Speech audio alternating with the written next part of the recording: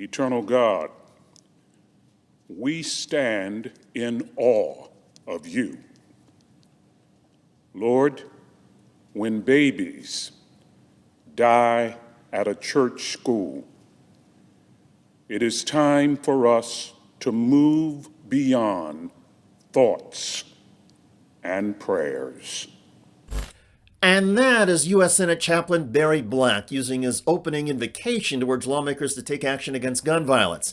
Mr. Black is a retired Navy admiral and has served as the Senate chaplain now for 20 years. He rarely strays into politics, but the day after the mass shooting at a Nashville elementary school, a shooting that killed 3 children and 3 adults, the Senate chaplain was blunt and solemn.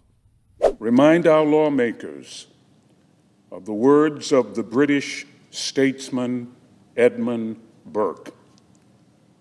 All that is necessary for evil to triumph is for good people to do nothing. Several Republican senators and members of the House have said this week there is nothing further that Congress can do about mass shootings. The GOP lawmakers insist it is a mental health issue and not a gun issue. However, President Biden has renewed calls for a ban on the sale of assault weapons. And the data shows that when Congress banned assault weapons from 1994 until 2004, the number of mass shootings and deaths went down.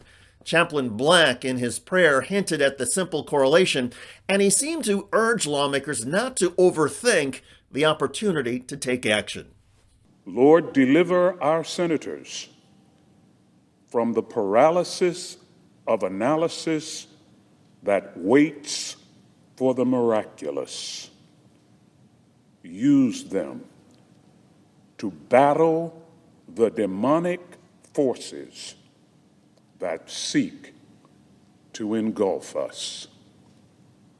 We pray in your powerful name. Amen. So powerful and timely.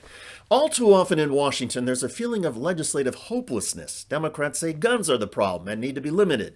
Republicans say people are the problem, that the Second Amendment is beyond reproach. Therefore, there's no common ground and no chance of doing anything. It's a binary way of looking at mass shootings in the United States. But the solution is not to wait for one party or another to gain enough political power to impose their will.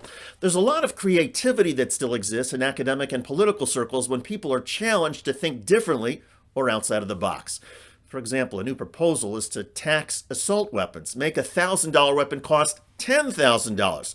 That would cut down on the access to such weapons, particularly among younger people. Another proposal is to require liability insurance on firearms. If you drive a car or own a house, you need insurance. Why not require anybody with a firearm to have insurance? And then the private insurance market, with its capitalist forces, will help weed out who should and should not have firearms. The point is that this doesn't have to be a binary debate over guns and over mental health. And the fact is, something has to change. The United States has more gun deaths each year than the next top 10 industrialized nations combined.